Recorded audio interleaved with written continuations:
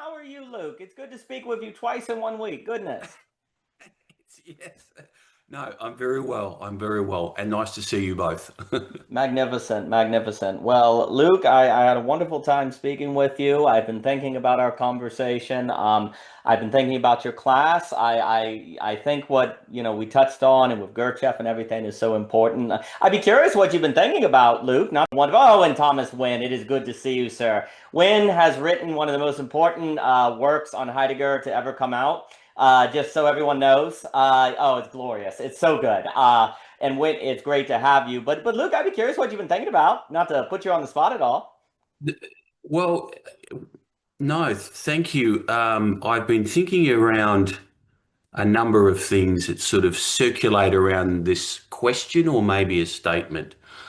I am my attention. Where I am or where my attention is, that is where I am. And so it's a bit of a work thing, a Gurdjieff thing, but it's this question around what really is attention? What does it mean to embody it? What does it mean in terms of my identity? Because if I do not have attention, and that can fluctuate, but if I do not have it, I'm not there. I do not exist.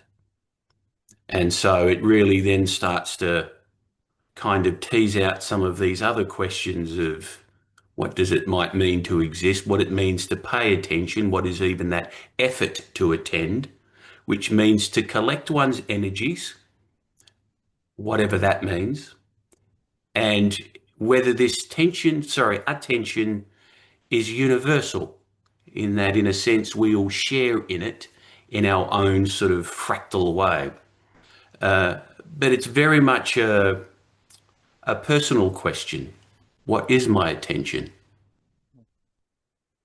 Oh, I love that question. Thank you for sharing that, Luke. It makes me think of Thomas Winn's work on letting be and attention being tied to the possibility of being coming forth on the later Heidegger. And Michelle and I have been talking about, Michelle's been doing work and just had that lovely conversation with Seth on this idea of energy, how attention and energy seem to go together, how really the ability to rest is the ability to be, it's not the lack of work, but the presence of energy. And what's very interesting is the presence of energy seems strongly tied to your attention, and where your attention goes and what you're attending to, and if that creates a feedback loop of generating energy. And, last week we spoke a little bit about the synthome in Lacan. It would be a different subject, and how the synthome, as Chiton put it, knots the real, the symbolic and the imaginary. In Lacan, a way to think about that is we can think of the symbolic as being the social, the imaginary is more on the side of desire and obviously imagination. And then the real, of course, is the surprise, the things where breakthrough, where the unexpected comes forth in things like that, right?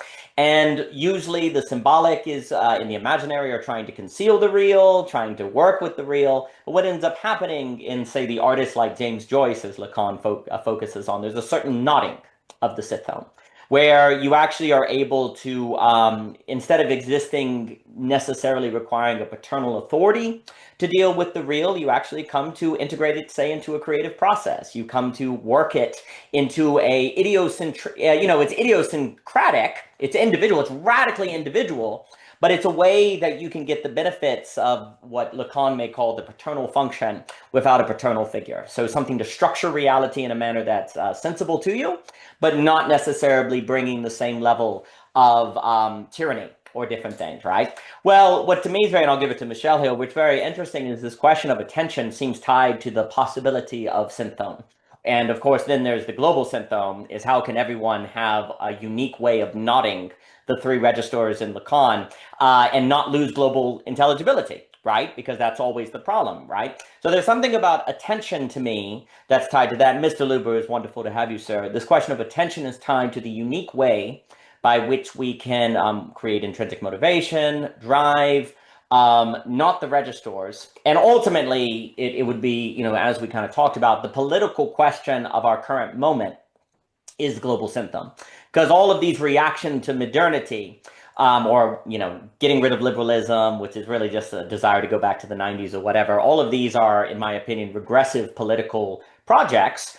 But hey, if we don't know how to not the symptom, if we don't know how to let being be, if we don't know how to work with attention, what else do we have on offer, right? All of these are pretty rational.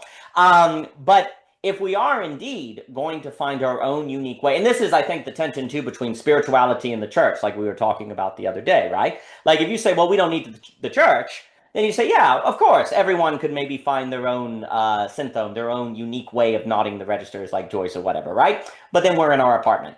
Then we don't socialize anymore. Then we're too idiosyncratic to make sense anymore. So for me too, it's a very interesting question. What is attention? Because how do we figure out what is attention?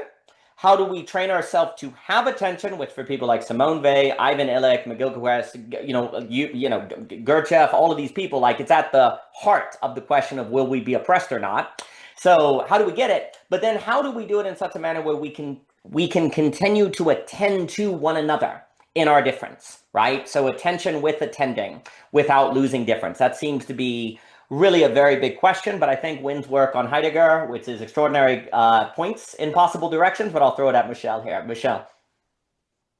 Oh, did I freeze? See, the internet's funny. So let me throw it at Michelle. Yeah, I did freeze, right? You get this brand new internet. By the way, I just got this new friggin' laptop. It is trash. I hate new stuff. Like I turn it on because they're like, hey, in friggin' 3 months, you're not going to have Windows. There's no more Windows 10. I don't want Windows 11. I want Windows 10. Windows 10 is great. Well, they're not going to do updates anymore. So they're threatening you so you get this new one. It already crashed. I turned it on and it crashed. I don't want new stuff. The new dishwasher doesn't work. The dishwasher from the 70s was great. New and it's just freezing. So anyway, the question of how do we do attention while maintaining attending is really important. But let me throw it at Michelle. Michelle, let me give it to you, hon. Yes, I can hear your beautiful voice. Yes, sorry. I always like do the switch from the Bluetooth thing to this, and so yes. To avoid 80s techno music sound. It does make that cool voiceover if you do it. Was that too accurate? I'm sorry, that was too accurate. Michelle. Too accurate, man.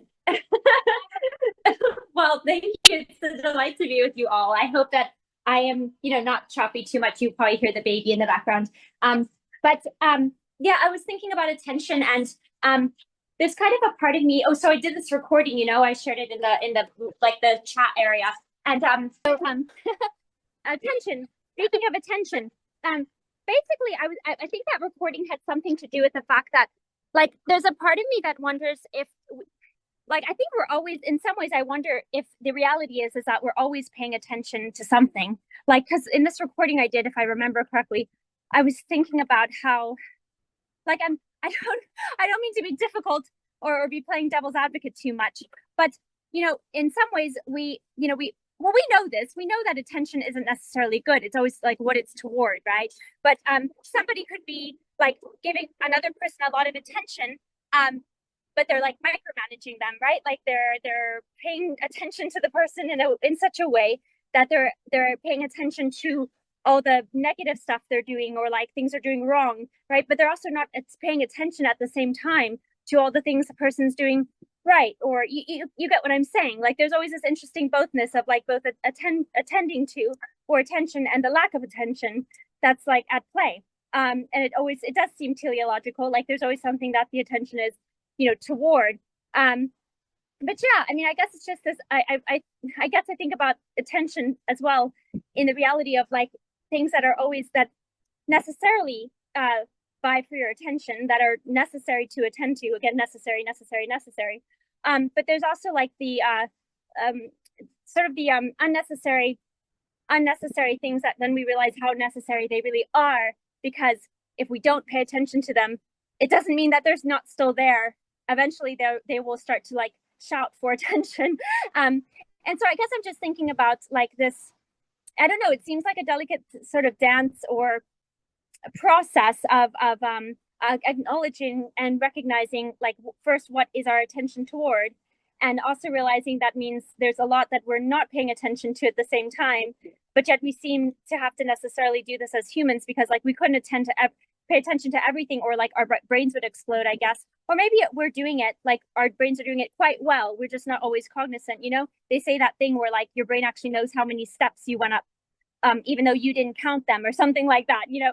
So anyways, I guess I'm just bringing like the complexity of attention to the table, and sort of this realization that, you know, again, we obviously know that attention is like, it can be good or bad, you know? But yeah, I think we're always paying attention to something. But the reality is that like that something often is at the expense of another thing you're not paying attention to. But I mean, look, you can't feel like that's just the reality of being human. So perhaps the best thing one can do is just, again, to slow down. I talked a lot about this with Seth Dillinger from Musicality of Being. But yeah, being able to slow down and being able to realize that, you know, there is going to be this, you know, oscillation of attention, or this you know, this nexus of attention that you're giving to multiple things. But yeah, I'm interested. Sorry, one last thing, I promise. I was also thinking about this. You know, this can play out with when people feel like they're with somebody, but the person doesn't feel like they're really there. You know, it's almost like, okay, they're there, but for some reason they don't feel like they're really there, right? And this could maybe be linked to attention, where they don't seem to maybe be paying attention. Now, maybe you need to get self-skeptical. Maybe you're not paying attention to something in that person's presence with you.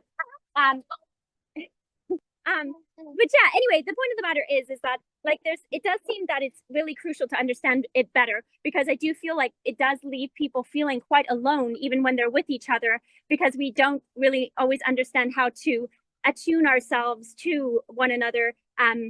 You know, because that sometimes requires, again, slowing down, patience, not talking and just listening, et cetera, et cetera, et cetera.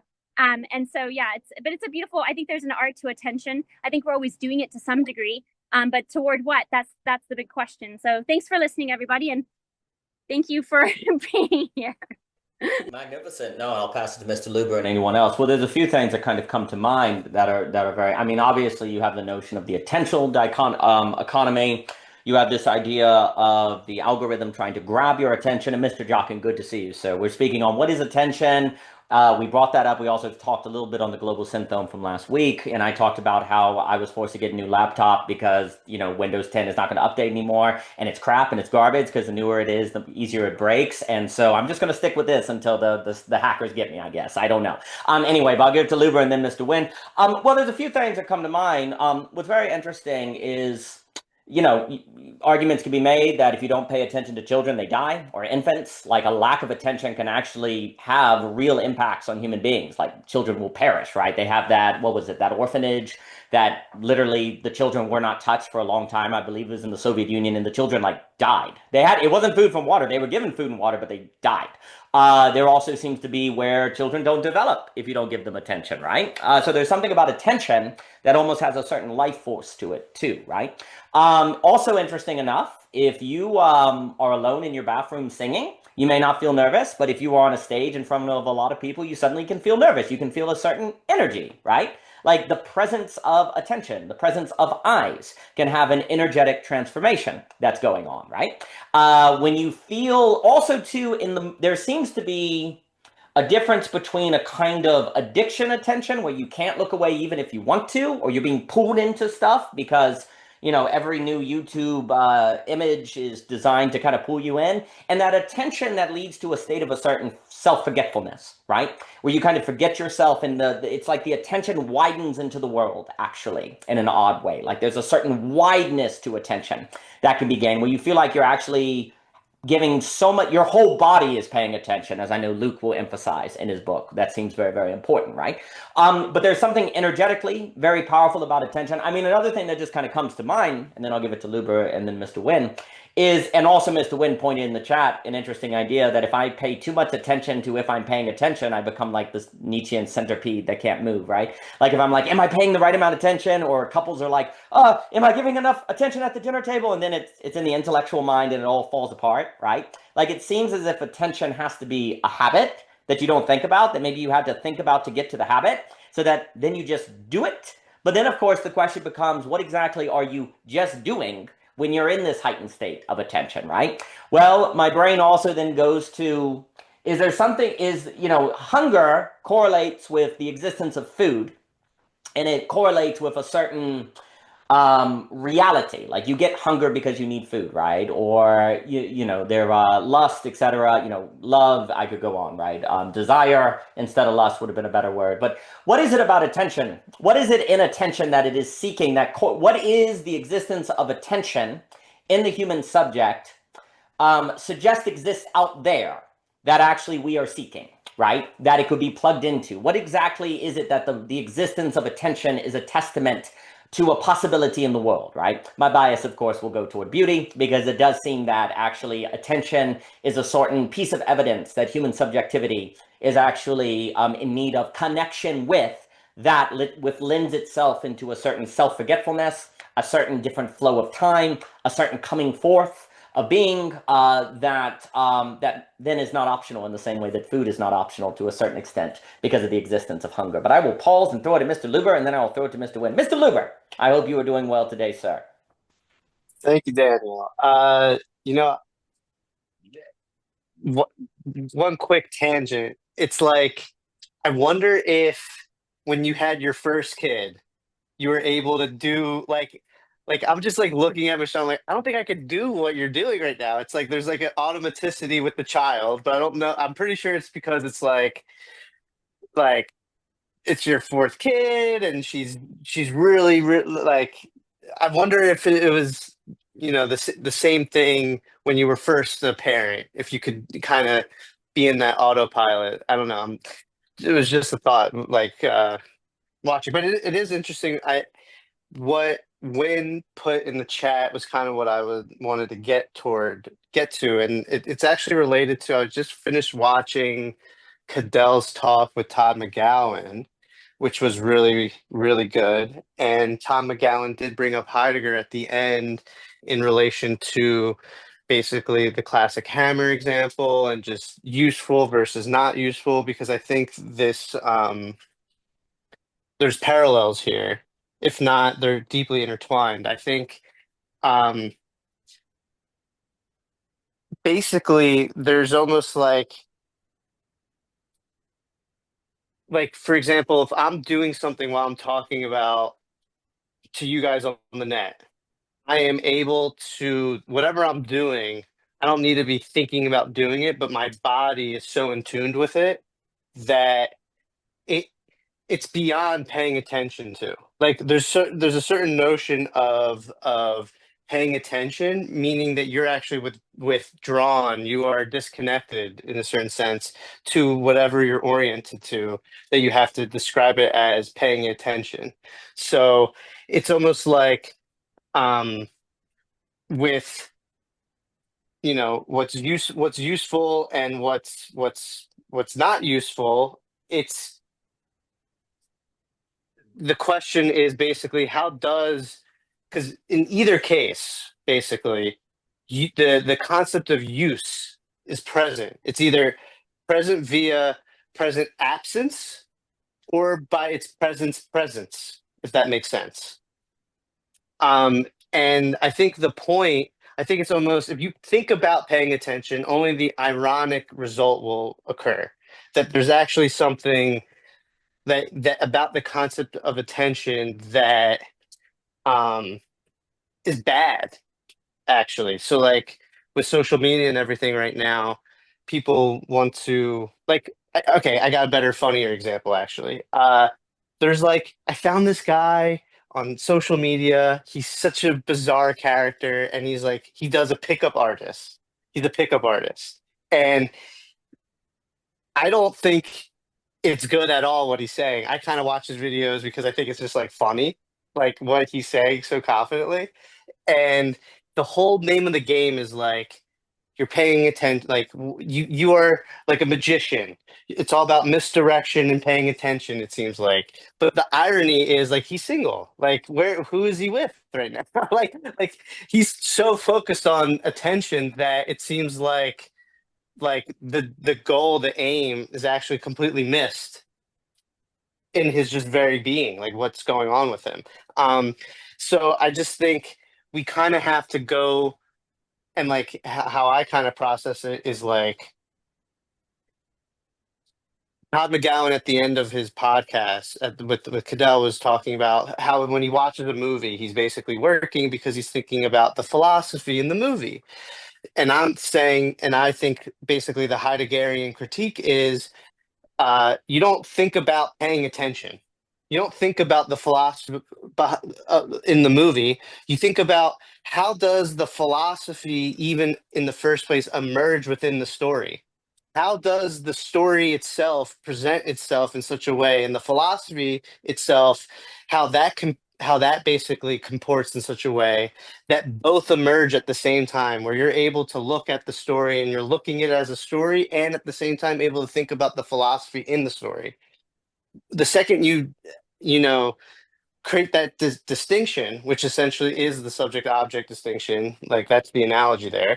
Once you create that distinction, you actually start paying attention to concepts and you hyper focus on concepts in a way that actually puts you in an ironic situation. And like, so I kind of wanted to push back on the very notion of just like what the question that we're talking about, which is what exactly is paying attention.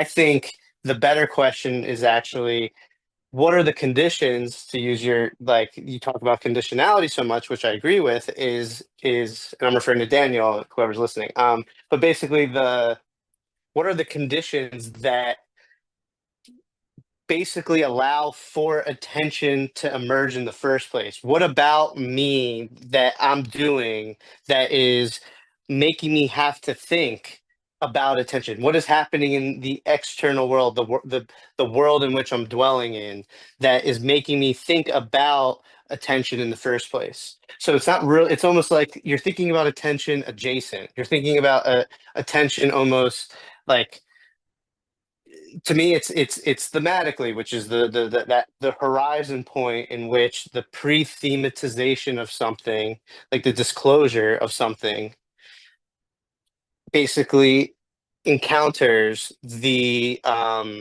thematization of something, if that makes sense.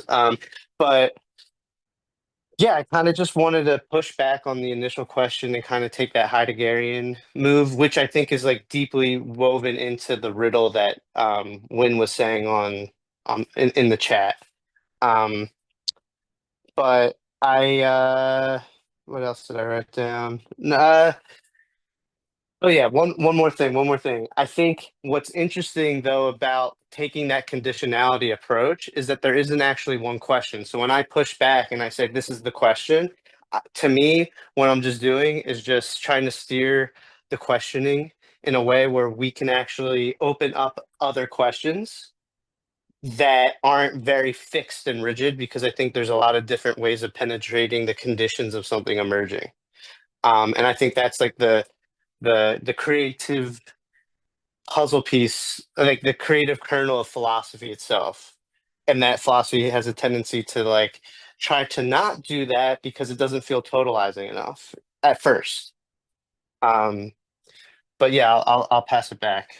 No, I think you're identifying an interesting sort of, well, conundrum on the question, right? The moment you ask, what is attention, there's a certain sort of framing it in a manner that is outside of the mode of attention. And yet, because there seems to be, say, the environment or the forces that are pulling at our attention, there's an interesting way of that Hegel move of the fear of error is the fear of truth, where if one doesn't ask the question to get through the question, which of course is alluding to some of the kind of notion of being, and I do think this notion of attention and being are interestingly tied together. If one doesn't do that, then you actually, like, there's a way in which you're thrown into the question, I almost want to say, because of the technological paradigm that is pulling out your energy or working against you, that one has to pose the question precisely to, in a way, leave it behind, right? To kind of go through it.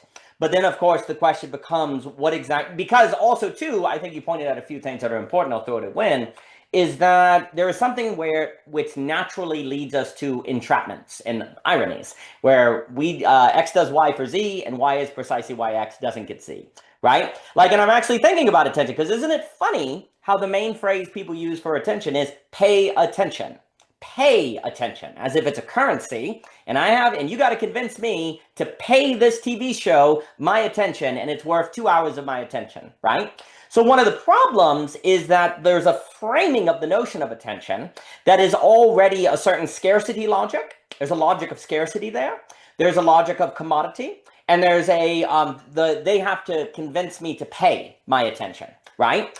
And if you're asking the question, what is attention in the context of paying attention, then one would get a very different answer than what is this raw phenomenon of attention that the very asking the question of attention pulls one out of the mode in which one seems to be lost in or engaging in attention, right? And that's I think part of the issue as well. I mean, for me too, I often think about attention as having control over when you go into what I call thinking or perceiving. Like, you know, most of the time we just find ourselves in thinking, right? Like I'm thinking about the bookcase. I'm always thinking all the time. And Christian, good to have you. And Clayton, good to have you.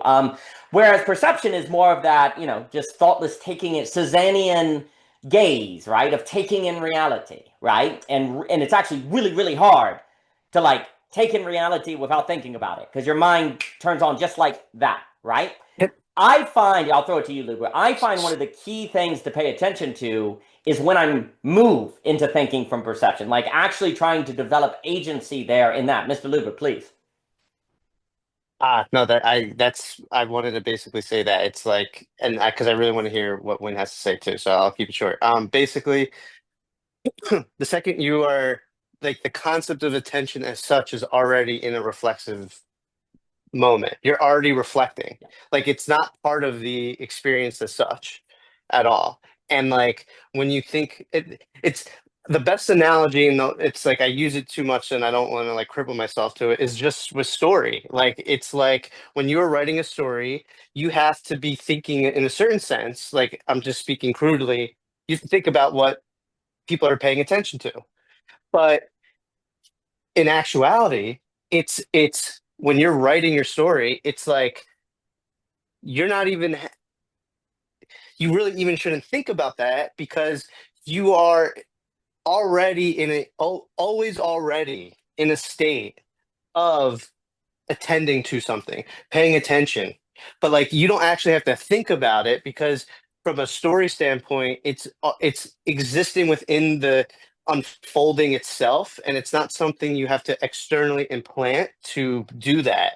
It's something that you're just saying he does this and then this. You're not thinking actively like, oh, the audience is going to look at this moment. Like if you're thinking that, what's going to happen is it's going to be really bad because the audience is going to be able to tell what happens, but they're going to be withdrawing from whatever they're looking at. And that's like the main thing. And I think a lot of people will exit a situation, withdraw from a situation really quickly because they aren't actually like embedded. They're not like sucked into the story. They're not sucked into what's happening actually. So it makes it really easy to exit. Because when you're sucked into something, it's like exiting is like not actually an option. Like I just wanted to say that. No, I think that's getting at something very important. Like if you're faced with Lovecraftian being or beauty or flow or geopedia, then you wouldn't even think to exit because you are so embedded in it, right? You're so in it. For me, part of the problem, you know, Joyce described in The Dead, he said we're in a thought-tormented age. And I always really like that phrase because with the loss of Gibbons, with internet, we're already thinking before we even know we're thinking. We're a thought-tormented age. We can't turn the brain off, right? And so part of the problem is we've already begun thinking before we realize there's something problematic with beginning thinking in the way we begin it, right? So there's this having to go back through. There's this kind of having to go back to a certain origin per se, right? That's important. This is where, for me, I do locate attention so much. I think serious play, actually, Clayton, that's actually very helpful here. So much to me, attention has to be located in the movement between what I just call perception and thinking.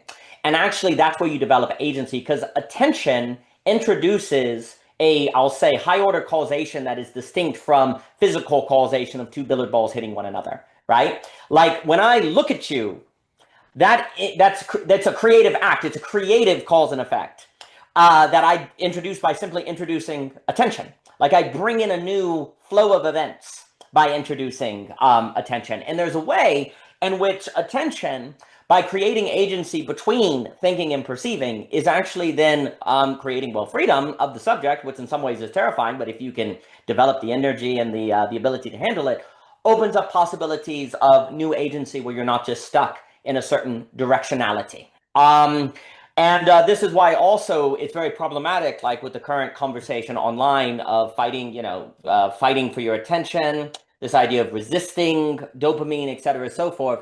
The problem is you'll never win that in that framing, right? Like it's too energy intensive, right? Because like let's look at it, then I'll give it to Winn.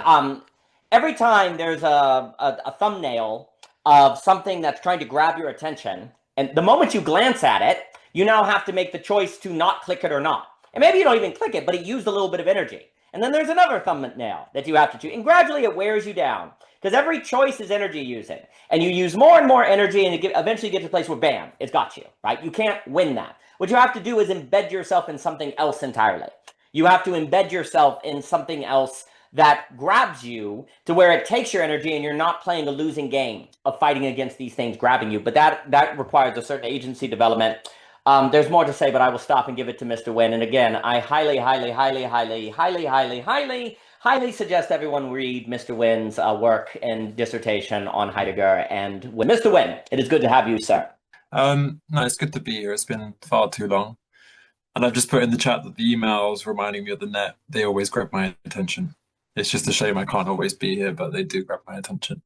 I think actually attention is a kind of, I remember like quite a few years ago thinking about it, like I think Heidegger's early work, he talks about attention, attunement, the question of authenticity, like how do we authentically attune ourselves to what is true, and like how do we avoid like untruth in a way. And I think just it's nice to frame it now. Like I don't always want to frame stuff through Heidegger because yeah, it's been too many years of that, which is good because they're like, even like Andrew, like there's a language that Heidegger provides which can easily talk about how more so in the earlier years, like we're always attentive to things because we're found in things, we're thrown into things. Like I find myself waking up, I find myself turning left, turning right, the objects around me.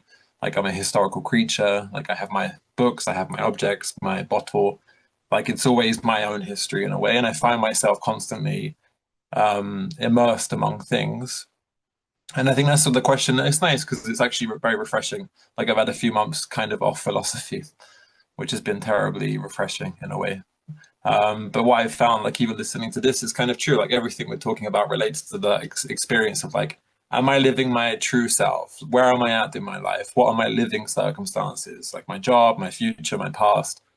And I think attention is a very nice way to frame even kind of what I've been thinking about recently, outside of like reading and writing in a way, is who am I?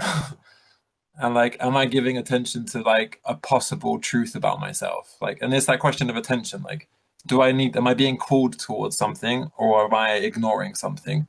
And I think the key premise that I do hold is kind of what like the early Heidegger would say is we always find ourselves attending to things like I'm thirsty, I need to drink, I'm hungry, ideally I need to eat, a friend calls me on the phone. Do I need, that's the question, like need, is there a need to answer this? Or do I like that kind of attention? But then is it like, am I enjoying that because I just want the attention? And I think there is a kind of limit to the word attention where it's, like Andrew said, it starts from that subject-object split where it kind of seems like there's a subject or a person who needs attention. But I think attention in a way is more just the relation that we find ourselves. And that's again like what Andrew said, the hammer, when the hammer breaks, we become aware that actually it was an object that just naturally flowed, enabled us to build things without overthinking or ruminating on the object itself. And I think in that sense, the question is, we're always attending to things. We find ourselves attentive at all times because we're living, we're alive. How do we talk about things like authentic? Is there an authentic way of attending to things? You know, like, is there a, and I think, and that was a kind of like joke, it wasn't a joke, it was a riddle, but it's just, I made a note and I tried to read it back and it didn't make sense. So I just copied and pasted it in the chat. Like, that's a riddle because I just don't know what I've wrote down. I think there's always, especially now for me, my personal life, there's a question of authenticity. Like, Even with someone yesterday, I was talking about a module I taught, like Plato and the Good Life. And this person asked me, like, what do you mean the good life? And I was like, that's the point of the module. How do you talk about the good today? And I remember like all the students in the class were saying like, everything's an interpretation. I have my idea of the good. James has his, etc., and so on. Like, and it's like, yeah, it's kind of true. Everyone has their own difference, and that was what you said at the beginning. Yeah, like difference. The word of difference. Like everything is different from another. Everything is different. And I agree with that perspective. So I think it's understanding that you're always attentive of stuff that's in your own lived history as a human being. It's more about the way of relating to what comes and goes and what changes and what's found in front of you and what you can then create. What did I listen to? I think it might have been Michelle's recent thing the other day with my breakfast. I watched something about always creating. I think I watched like 5 minutes of it with breakfast. Like we're always in that process of creation, like creating. And it's being aware of that in that sense, like we're always creating. I think it's a way of creating where, and again, this goes back to the PhDs, the letting be aspect of, I think, so basically to cut to the chase, I think there is truth in what we are attentive to. Because I find myself like sometimes in that moment of brain rot or like work as well, especially work, like why am I giving so much attention and energy? Why am I feeling entrapped? Can I rethink this? But then I'm finding myself in a society where that's a particular historical paradigm. So it is important to like ruminate about what you're giving your attention to. But I think the only answer in a way, even politically and even in terms of like psychoanalysis, is to let yourself be. So if I find myself working full time in a new job that isn't academia, but I'm on the way towards academia, but it's just the in between, I have to ask myself within the current paradigm of like philosophy being dead in the university, how do I let myself be in the sense of how do I let myself do what I want to do within a certain like capitalistic framework of money and wages and a dying university system in that sense. So I think it's important to ask what we give attention to, but then I think especially more philosophically, which then means for me spiritually, and then politics is always a result of it, how do I let myself be? And I think from personal relationships, my relationship to myself and to my future, my past, my present, is to realize I don't have much control. And then I naturally find myself attentive to things that I think I then naturally am inclined to do or not do. Because I think sometimes letting be does sound very passive, like, oh, let your work be and just go to work. And it's like, yeah, I can let my work be to realize just this isn't for me, like, you know, okay, so then change your thing. But I think that more fundamental attentiveness to your person happens when you can let that be more. And then you can listen more. So in conversation, it's like what you said about nervousness. Like nervousness can arise when you kind of fixate upon the thing and then you think about what it could be. But instead, you can realize that would just lead to nowhere in a way.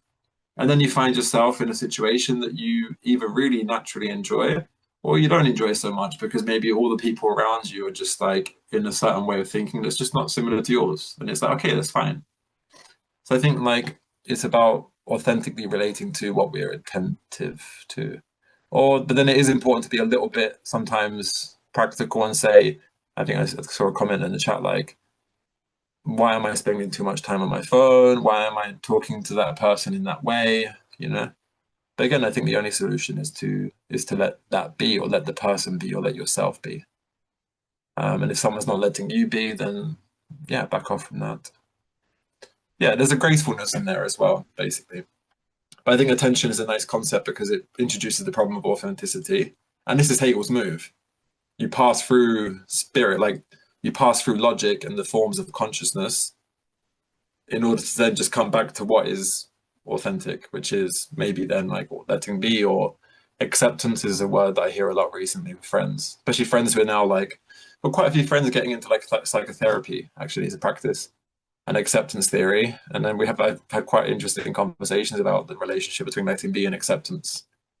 And acceptance is just another way to say like, yeah, you accept that you'll find yourself in relationships or relations with parents or family or ex-partners or future insecurities.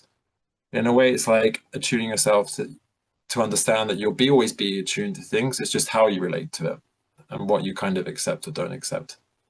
And I think in that sense, it relaxes the body, relaxes the mind. So you can, yeah, but good to be here. Sorry for talking too much. Not at all. I think that is all very, very important. And it makes me think, and then I'll give it to Luke here and anyone else wants to speak. Well, it's very interesting because a way I guess I think about it is you have attention before thought. Let's say if we have historical episodes, say before modernity, to use a broad idea, where it seems like it was perhaps easier to be embedded, easier to give intention, but you did not necessarily engage in quote unquote rationality or thinking to the same degree. An age of non-rationality versus an age of rationality. And of course, these are generalizations, et cetera, so forth, right? Well, the problem with that is, of course, the banality of evil. You are thoughtlessly plugged into a political project. You are thoughtlessly attending to a notion of the good that oppresses other people. So yes, you're able to kind of lose yourself in a movement, but this actually leads to various problems, right? So then you have quote unquote enlightenment, the introduction of rationality, where then you have the possibility of breaking perception with thinking. You can free yourself from a perception that you cannot stop or something that's pulling you along, right? But with that, you can lose embeddedness, and attention can become a question. And once attention becomes a question, that's a framing that loses attention, but also it's a real gaining of freedom, because now you're not just swept along in attention, right? Which could lead to trouble. But once attention becomes a question, you may never go back to it, right? You may stay in the mode of thinking about attention when it is located in the, to use that fancy Desmond term, the metaxis between thinking and perception, which is really hard to maintain. But for that to be a real freedom, you have to go through the possibility of possibly losing the attention, right, in the thought. So we've gone through, you could say, thinking and the age of enlightenment and rationality, which was a real gaining of freedom. But of course, all of belonging again is now the inability to stop that train, right? Like, you know, you can't stop it. So now you can't stop it, and you're ending up technical singularity and the technological thing taking all of our attention and energy, as Gurdjieff warns against, Nick Land, et cetera, so forth, right? So the question is, how do you stop it? How do you stop this? How do you stop this thing that autonomous rationality is pulling everyone toward? You say, what is most people doing? They say, well, let's just go back. The Enlightenment was a mistake. Let's go before the Enlightenment. Let's go before rationality. Nah, again, we've talked about it before. You just read up on that history. Won't do good. So you don't want to do Icelandic literature, revenge sagas, all that stuff. Rationality, Enlightenment, those were a great thing. The problem is the overfitting. We don't know how to stop them from overfitting. And there's something about attention that seems to be in the center of the question of how to get that mean, as Jockin stresses, between rationality and non-rationality, right? And to me, attention is part of it, because I guess this is what I want to say. Attention is somehow the development on this side of the question of attention. Okay, so once attention has become a question, attention is now a matter of being able to practice the between space of thinking and perceiving, and to not go too far on one side or the other, to actually have a certain agility on knowing when you should think about something and when you should withdraw thinking, when you should let yourself go into perception. And actually for us, you could put more emphasis on the perception, because we're in a thought tormented age, right? Like, a lot of it now is the ability to turn off rationality more so than to create it. But there are historical situations where rationality actually needs to be emphasis. And we've actually been revisiting a paper on the problem of emphasis. I think about that all the time, because if there's one way to destroy a conversation, accuse someone of emphasizing something too much, you know, you're emphasizing rationality too much, you're emphasizing God's grace too much, man, that destroys a conversation in 2 seconds. And yet, there is also some truth to emphasis. So I really wrestle with the emphasis question. Anyway, but the point is that there's something about attention and the development of agency in the metaxis of thinking and perception that is necessary for belonging again, global synthome, the nodding of the registers. That is a practice that is really important today. And I guess this is what I want to say. If we are in an age where the political question of our moment is beauty, to deal with global pluralism, to avoid vectors of the good, as Jockin has emphasized and we've talked about, I am of the opinion the only way to actually organize quote unquote values according to the beautiful is actually in the metaxis between thinking and perceiving. Perhaps you were in ages in the past where global pluralism was not so much of a problem, and if you were too much on the side of thinking, well, then you would do the vector of the good, but that was okay. Or before that, you were in the vector of the true, and that was okay. But now if we have to deal with the matrix of the beautiful to avoid violence, then we have to actually have our values, the good, the true, the honest, virtue.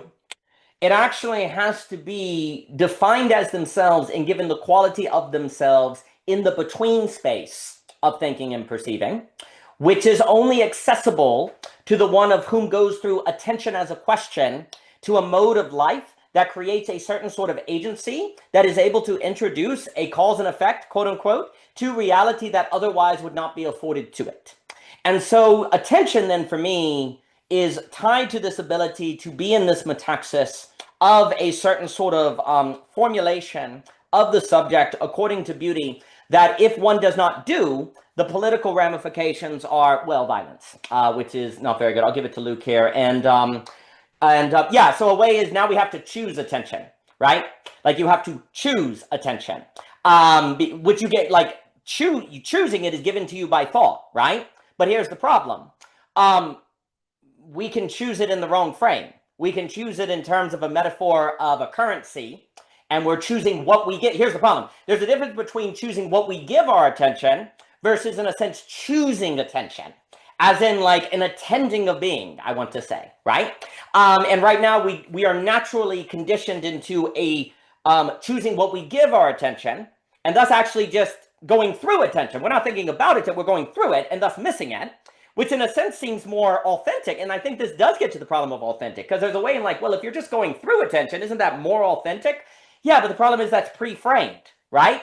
Like it's pre-framed. It's an expression of the logic of which you are already thrown into, as opposed to going through something you've chosen. But then if you choose it, how do you forget about the thing you've chosen? Because by definition, you know it's there. Well, this is where I think others become very important, because it is in the presence of others that one can enter a geopadic space, flow, etc., so forth, where you literally forget the choice. Actually, it comes to a mode of a chosenness that is shared. That has to be expanded on, but I will throw it to Luke here, and then if anyone else wants to speak. Luke, please. Much of what I was going to say has already been touched on, but I wanted to just bring it back a little further. Certainly in my experience, most of my attention is captured. I just go with the flow, right? And this idea of needing to pay attention that you raised suggests that there is an effort that needs to be made before I attend, which is the real choice. That is where real choice is. The choice is not in the expression of attention and what that might encompass. So as soon as I pay attention to thinking, I then think about my attention, but the attention has already been sucked into the thinking, or it's been sucked into some sort of object. But there's this very interesting kind of effort that I need to make, a space that I need to open up in myself in order to even have a choice of whether I pay attention, pay the currency, which allows something to move out of me, or to pay attention to something inwardly. And so that for me is a real question. What is that effort? Because if I had that effort with me always, then I could have true choice about where my attention goes, even if I'm just there at a relatively higher kind of level where I'm just saying, yes, I will pay attention to all of these thoughts because I'm needing to write a book or I'm needing to write an email. But at some point, how do I make the effort to stop that or withdraw my attention? What is that effort that then allows the next choice of where my attention goes? So for me, there's this question of attention, which is the attending, which is either captured, that is, I'm not really aware of where it goes. It just goes and I'm going along for the ride, which is fine. And then there's that conscious attention, which is pre-attention. There's some effort that I don't see that I need to make in order to set the direction. And that, for me, is one of those questions that most people aren't even aware of, that the attention is just an expression of whether I come to it consciously or I come to it unconsciously. And by default, and I think kind of going back to Thomas's question, I think right at the very start, we're not aware of when we're not paying attention by definition. But yet there's something in us, or at least that's capable of being able to make the effort, that true choice of then where attention goes. So this is the paradox. I need to have some attention of how I'm not paying attention. How does one do that? And I know in most kind of spiritual work, there's ways with which to start to see that, to see how inattentive I am. And then that gives a bit of a direction or a sense of maybe how I actually pay attention, or the effort to pay attention.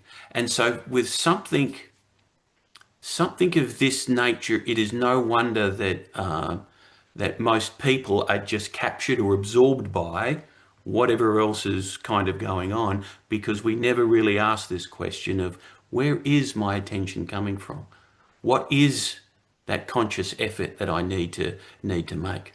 Which is very mystical in a sense, but very difficult. I just kind of wanted to make that point, that there's a lot in the pre-attention phase that is really difficult to know. No, absolutely magnificent. It makes it so, and then I'll give it to Mr. Winn and if anyone else, and then I'll give it to Daniel and anyone else. So for me, when I have that moment where I go, oh, I was lost in thinking, like I got pulled into a thought, there is a moment of a remembering, a memory. There's a memory that occurs, and memory, I think, is key to agency. Because Mr. Luber, thank you for being here, sir. And because when I remember the experience of actually not just getting pulled along by thought, but actually more so giving myself over to perception and that sort of experience, I always have the possibility of remembering that, of that memory. I contain it. And if at any moment I could remember it, then I can introduce agency into my life at any moment. Like for me, too much of the question of does humans have free will gets stuck in the question, and we've talked about it before, of do the brain waves move before I pick up my bottle? You know, that stupid experiment. I'm sorry, I shouldn't call it stupid, but it necessarily believes in dualism. Because if you say, well, your brain wave, the electricity in your hand was moving before conscious awareness. Yeah, that would only disprove free will if you weren't also your body, dang it. Like if you're the entire system in operation, come on now. Anyway, but we get caught in that question. And there's, we can get into that, but actually a lot of agency is found in the ability to remember. Like and there's nothing in my external world that would necessarily make me remember X, Y, or Z, right? I've started saying Z to be more European. I'm getting good at it. So there's an agency. And the key thing to remember is precisely the distinction between thinking and perceiving, and the sort of agency that is actually developed in that, where I want to decide when I think, dang it, not just find myself thinking. And I remember that is possible, and that activates attention, because now I'm attending to, is my thinking me more than I'm thinking it? Am I having ideas more than ideas having me, as Peterson points to, or am I just pulled along by rationality? And that active memory is an introduction of a certain non-rationality to stop the Nash equilibria, of which I am always possible of putting myself in, because I'm just pulled along by my thoughts. I'm just pulled along by the inner voice, if you will. And again, this goes to the tradition of Augustine and Bergson and Plato and all these cats who are like, dude, memory is important. Like, there's so much located in memory. And I think memory, there's an act of remembering that activates attention. But this also, to Mr. Jockin's work, I think speaks to our very ability to remember is tied to our virtue, which is tied to our health. And if we don't have health, then actually we lack the ability to have the energy by which to engage in memory. Like, remembering takes a lot of energy. You wouldn't think memory would take a lot of energy, but it actually takes a lot of energy to remember, right? And if you're not healthy and you're not actually, and I love, and Sam, wonderful to have you. And I love Mr. Jockin, how you were making the point. I think about this too, just as a quick note, like running 3 miles versus walking fast. Like actually it's more likely to develop a habit if you do something like walking, walking distances and running. I thought that was a great point, actually. So that was really nice. Anyway, like a lot of energy is needed to remember, actually, right? To not just engage in a sort of automatic way of being, right? And then, of course, the secret sauce is auto mastery of that act of remembering, where you're able to kind of instinctually engage with it, that introduces the possibility of agency, that then introduces the possibility of attention, that then helps you actually reside in the metaxis between perception and thinking, of which is necessary for the development of beauty, to offer alternatives to global pluralism other than auto-cannibalism in different things. But I'll pass it to Winn, Daniel, and then Christian. Mr. Winn, please. Very quickly on that point, and I made a comment about actually how attention can be beautiful. I think that's, for me now, like through this conversation, it's reminded me quite a lot how, like, attention, if we frame it as intention, which I think you could even question that, but attention, it's really beautiful to be attentive to things. Like it's a human thing. Like we can have this conversation because we're attentive to time, to Zoom, to logging into Zoom. We're attentive to like how we are in the world, and that's what lets us then be in this situation where we can then reflect upon the very fact that we are attentive. But the point is, and again, this is, I think, the conceptual work, is we do find ourselves in sort of like toxic dynamics to Zoom. Not that I have that, it's fine. I have nothing against Zoom, it's fine. But like things in the world, we can have toxic relationships to them. So I think there should be that initial push, actually. And it is a kind of self-lesson that I do, even especially this transitional period of my life. It's like pushing myself to like not just go with the flow, because I am, like, a lot of my friends do charge me of being like, oh, let things be, Tom. You're just going to go with things and just see what. But then, of course, I can conceptually argue like, no, letting be is actually really active. And I would say my lifestyle hopefully matches that, and spiritual things as well. I think spirituality is that question of like the mystical contemplative state, like seems so disconnected from the world. But I think letting be, there's relationship to it. But I just want to read what I wrote. I said maybe the initial push to change attention is hard because it goes against the currency of what captures us. But maybe true attention, or whatever that means, happens when we realize that we will always be captured.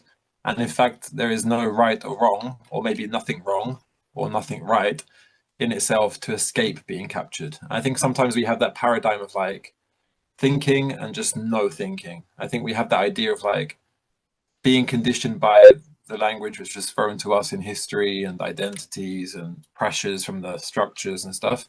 And then there's just like the space of nothingness. I think in a way it's not about escaping language towards sort of, and this is the perception and thinking thing. And even like rational, non-rationality, like I think it's a lot more mixed up. I don't think you can ever have existence outside of language, actually. I think it's about relating to language in a way where you can let it happen of itself and find that you're then naturally inclined to do things. So this goes on to the next point. And in fact, there is no right or wrong in itself to escape being captured. Then those things which motivate us intrinsically have more space to be and move.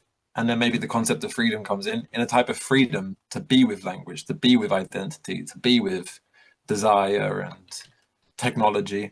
And so I said there is no need to escape what captures our attention. In fact, scientific capturing can be good, as it helps capture knowledge of things which won't let us, we're all like illness, for example, like be like medicine in a way is like a type of a scientific attention to the body and to its relationship to the environment and those things that affect us.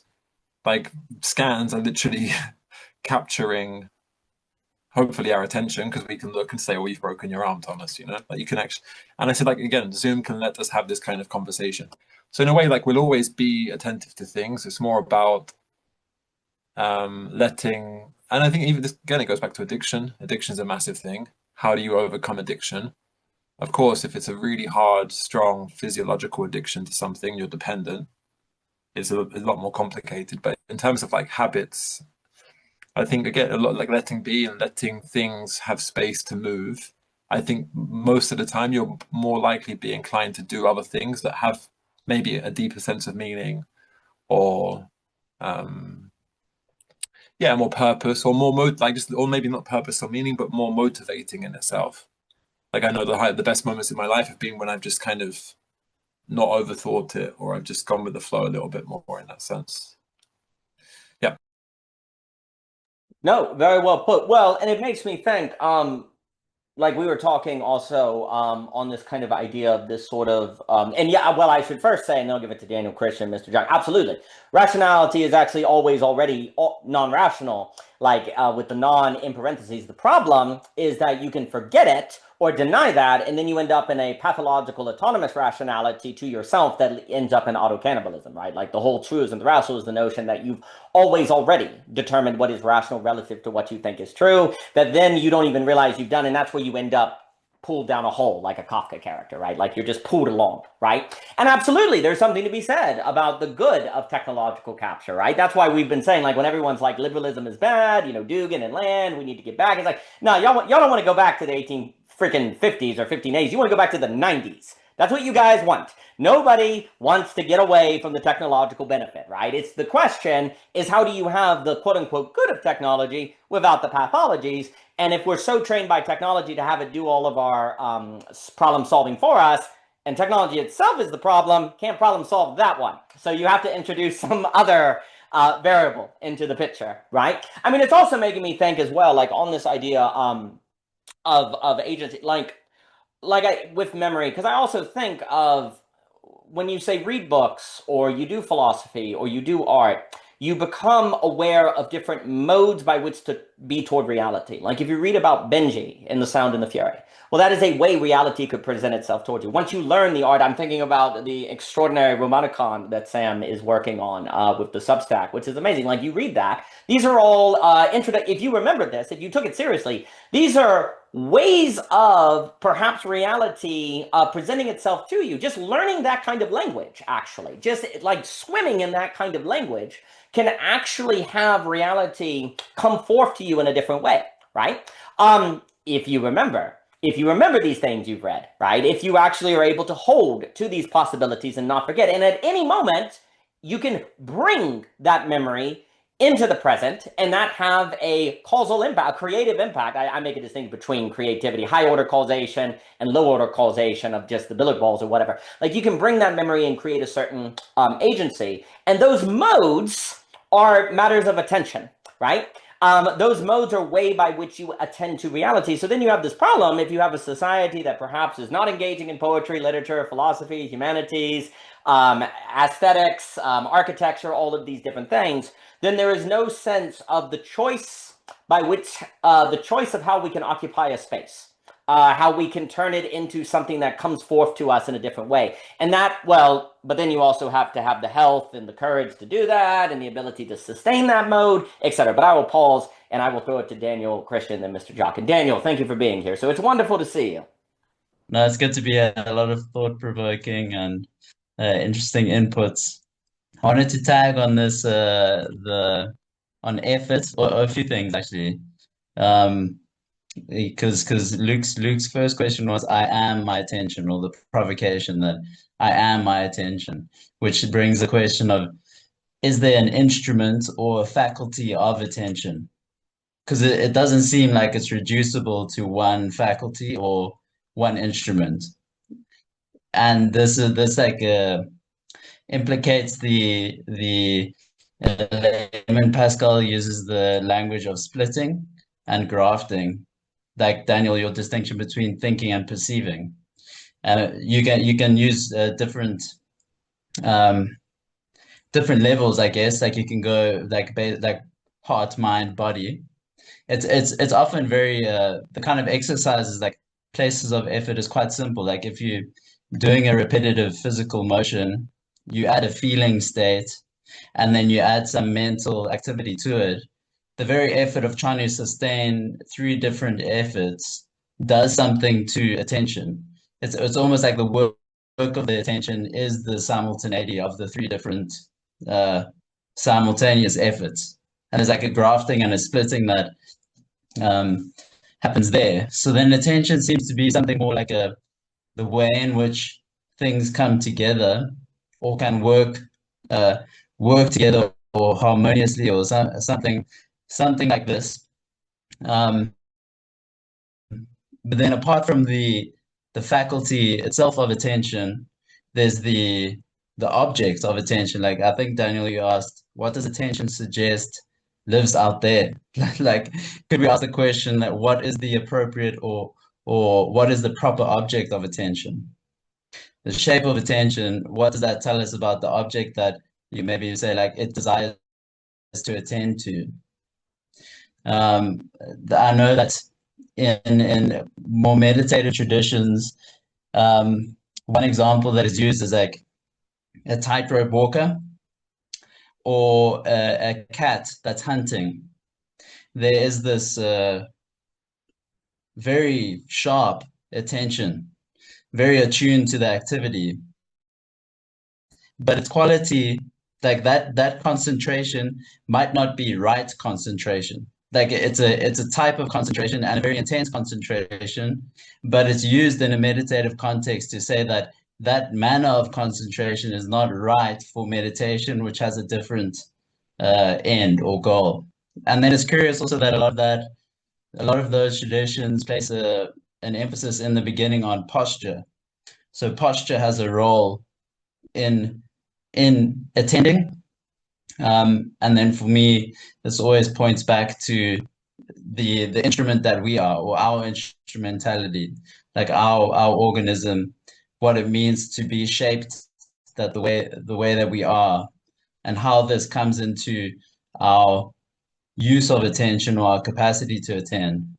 I think the last thing, kind of, I think what Thomas was noticing about Michelle with the child, and then Michelle commented about cooking, having a conversation, holding a baby, like this very, very life-grounded, multiple situation, and this function of attending and receding, and then setting up something like a field or a space that is within one's attention, so where a child would feel safe or like safe enough to play, but for the one holding that space, it's not a direct attending. So there's this almost like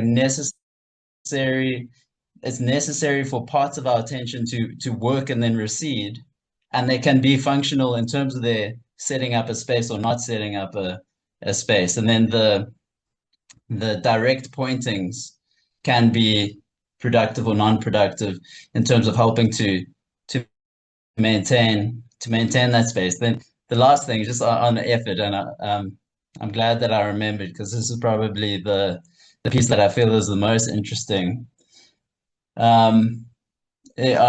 Transcendence, like attending to something like transcendence. You like you have something like an effort, but you have effort towards a moment in which like the nature of the moment is something that's beyond the one who's like, putting in the effort to attend. And that kind of attention might be very important for a healthy life. And that will be, I think there even a physiological sites or anatomical sites there that would be you can be skillful in down regulating yourself. For example, you can be skillful in down regulating yourself, but the very down regulation now requires a phase shift that changes the coordinates of attending. So that kind of movement and how you integrate that into your capacity to attend it's interesting. I'll pass it back. No, absolutely. Well, and I, everything you were saying was wonderful. I'll give it to Jock in here and then Christian, is that, and I also really appreciate the cat, the tightrope walker. I think also that point you were getting at on, there's something that seems erroneous in saying that attention is a faculty. Like there's a way in which that seems true, but there's another way in which it seems not just a faculty that you can turn off and on. Like there's a way in which my lungs are attending to breathing, right? Like my body is already attending to stuff for good and for bad, right? Can I ever not attend? But there's something about the attention of thinking that's so vivid to us, we kind of forget about all the other ways that I am attending: presence facially, Am I attending to how my tone is? Am I attending to how my facial expression? Like it's just very interesting how, well, this is the problem with thinking. The moment thinking is always a bad actor. It steals the show. Like good actors have a way of kind of merging with the entire set. They don't have to be seen all the time. Thinking is like, nah. Like thinking shows up. It's the only actor at play, right? The very experience of thinking is a problem, and that it necessarily crowds everything out, right? And as a result, it becomes very easy to then singularize attention to simply perhaps a faculty that I turn on and off, right? Which then actually could be advantageous to the system, dare I say, if the way that you avoid, say, getting sucked into endless YouTube videos or scrolling is actually to train your entire body to be more attentive of your entire body, which who thought going to the gym may strengthen your ability not to engage in scrolling, but there is a suggestion that perhaps it does, because it actually provides you the energy to actually not just be at the mercy of your thinking, right? Or what gets kind of getting pulled in, right? But if that never occurs to you, finger pushers, that's it. If that never occurs to you, then the game of attention is simply choosing not to get pulled in. But then the problem is that is effort that is always captured in a framework where it's like you're going to lose, right? Because it just grabs you, when really a kind of step down, like you were saying, like a changing of where the effort is put. Well, actually, let me just like exert effort instead of fighting the temptation to scroll. Why don't I just put effort in, say, the ability to feel the top of my head, as Luke talks about in his book, or to feel what's going on in my hands. Like, let me direct the effort in a different way. And then as C.S. Lewis kind of said, if you put first things first, you get second things also. But if you put second things first, you lose both, right? So it really matters in what sense you direct the attention. But who would think that, if the problem, well, this is what I guess I'm getting at with thinking having this kind of tunneling effect. If you think the problem online is your attention keeps getting sucked into YouTube videos or something, or scrolling or whatever, you would say, oh, then what I need to do is just get more willpower to resist clicking those things, right? Like I'll put in more like grit and resist those things, right? But that's like saying, that's like a New Year's resolution. I'm going to go do the gym. It never translates into habit, and so it goes away, right? It just doesn't occur, right? So it really matters where you put your effort. And actually what ends up happening is instead of fighting the temptation, you need to gain the capacity to be captivated by something else. Say a good conversation, or William Blake, or beauty, right? Or health, right? You instead of fighting the attention, you increase capacity for being captivated by something alternative, right? But that thought has to occur to you. That's the other problem. Like, where does the thought occur to you that you can even do that? Or where does that even come from? Well, memory, and someone else said in the chat, otherness, I think it was Winn, otherness, the encounter of the other, and the surprise of difference, that also can open up horizons of possibilities by which you can go down different paths. But if we're all becoming global hikikomori, that doesn't occur. And then we have to have memory. But if we're not leaving our apartment, we're not having experiences of beauty. So it's not in our memory banks by which to summon to increase agency. And then we're in trouble. So global hikikomoriism and slavery all go together. But I will throw it to Mr. Jockin and then Chris. Mr. Jockin, I hope you're well, sir. I am well. Actually, speaking of which, you reminded me to go on my walk. So I'm actually on my walk right now. That's why the camera's off at the moment. I was going to comment about this whole question of faculties on attention.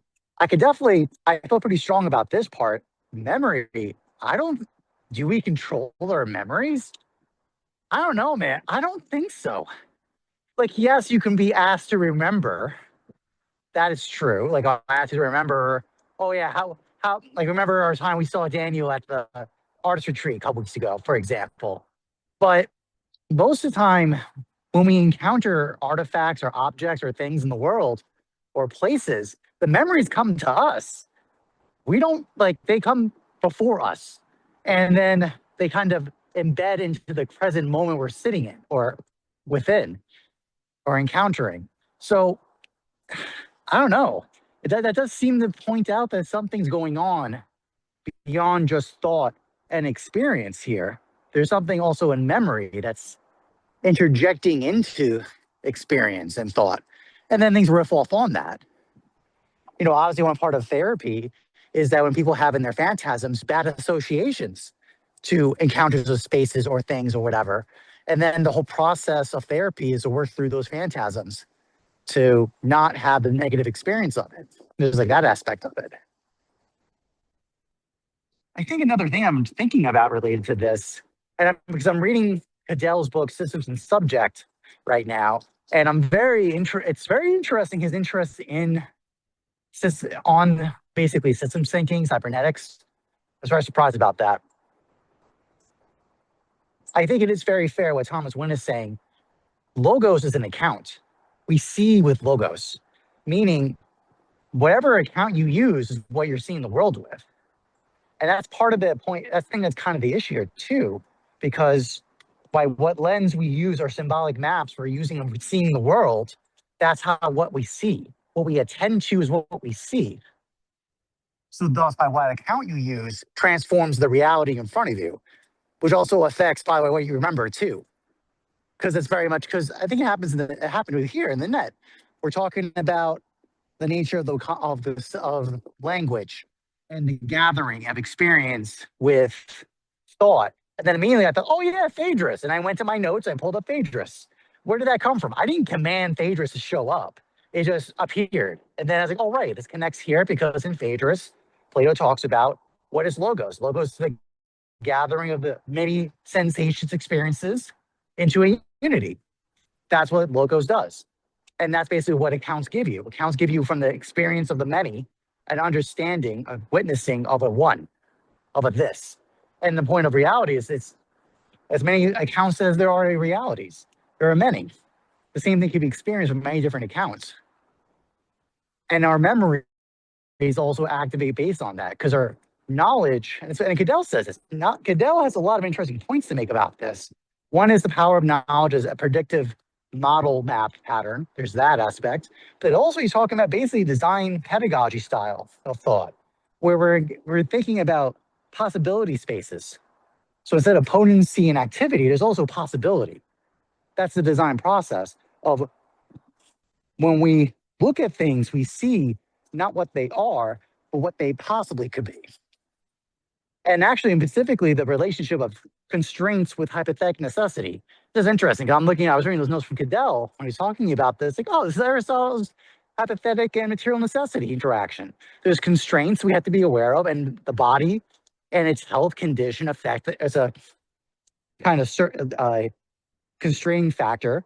And then there's a hypothetic, basically, account or possibility. So this whole point about like, we want the good stuff and not the bad stuff, it's re-articulating what are the constraints we're running into, and how might we, that kind of language and design is, how might we respond to this in such a manner to address the constraints and achieve the desired outcome.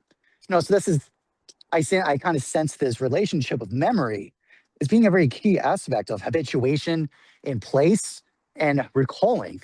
So that's the thing, the attending to things is a certain aspect of what you're saying, Daniel, this idea of like, when people say, oh, we could just white knuckle it, this is ignoring constraints. This thinks that the will is unlimited. It can just do whatever it wants at all times. But that's not how it works. The body has a role to play, and the subject has to respond to that as a constraint.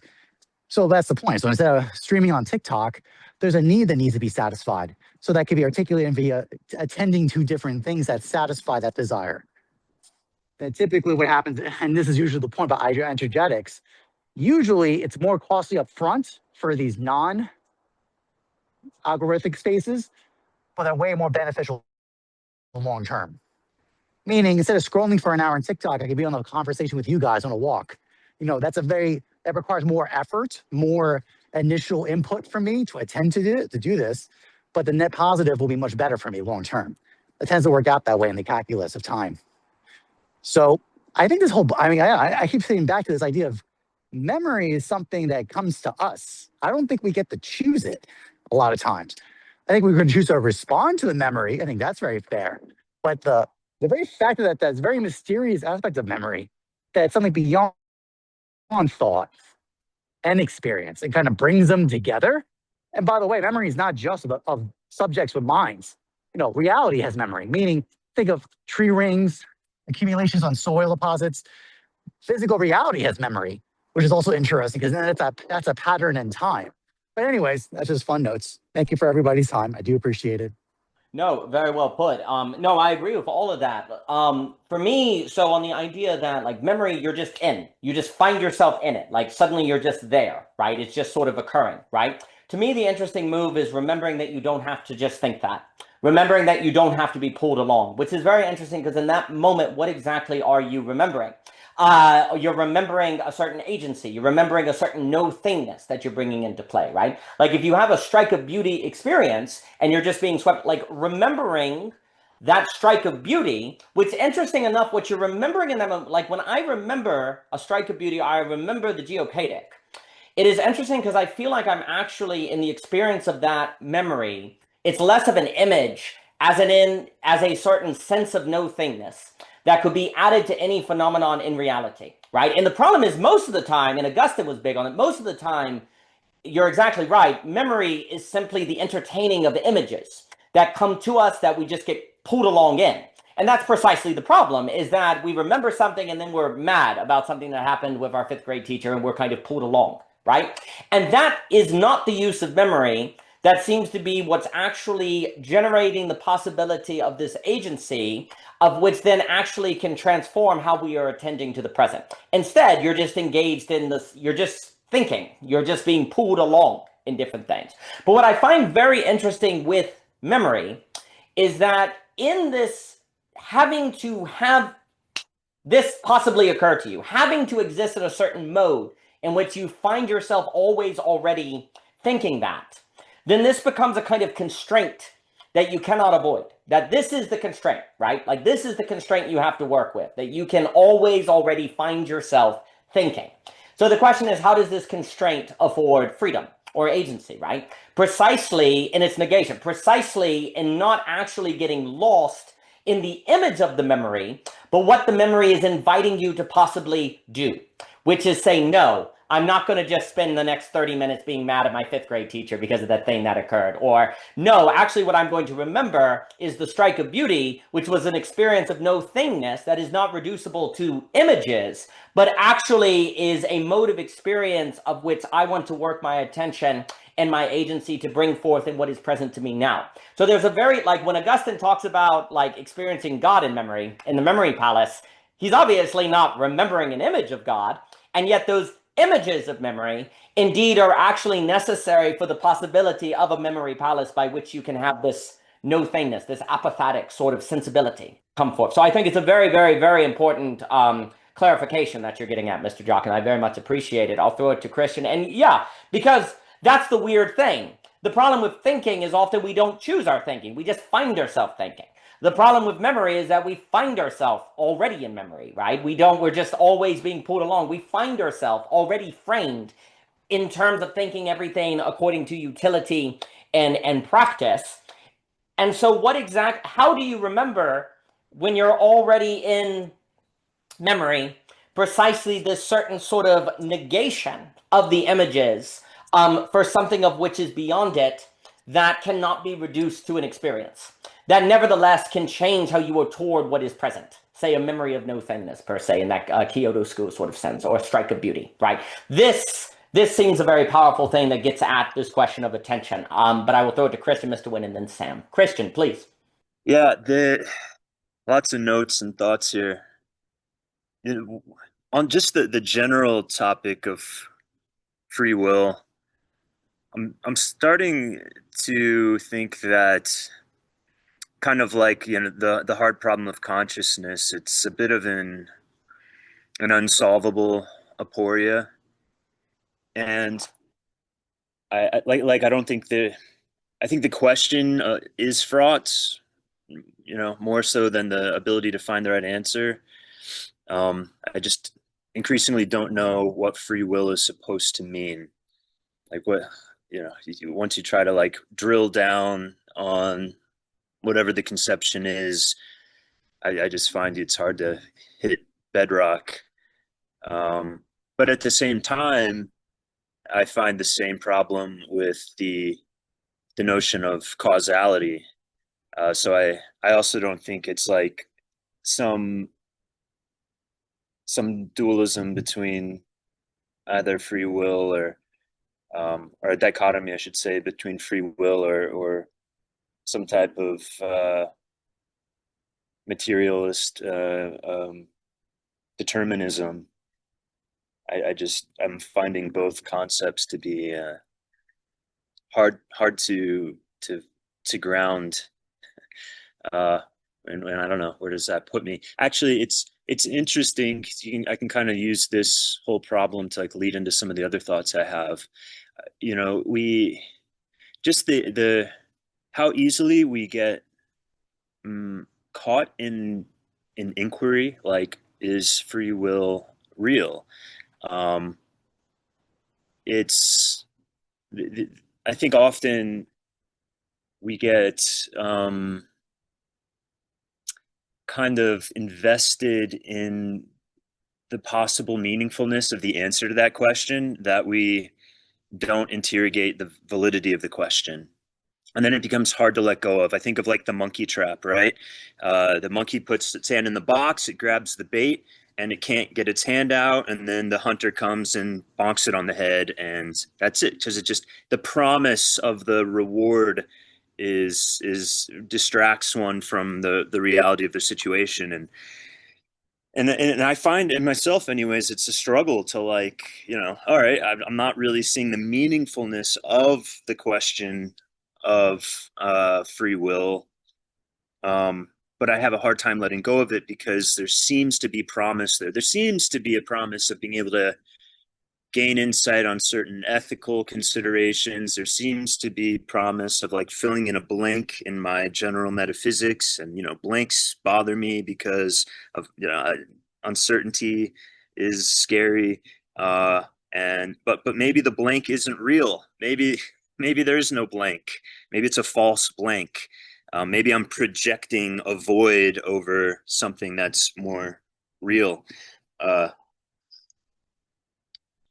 What else did I have here? I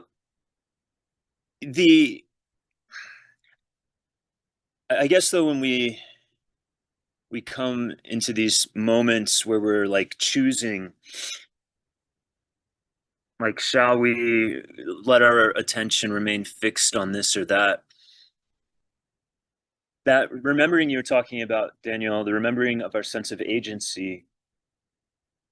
I think I feel like, rather than agency as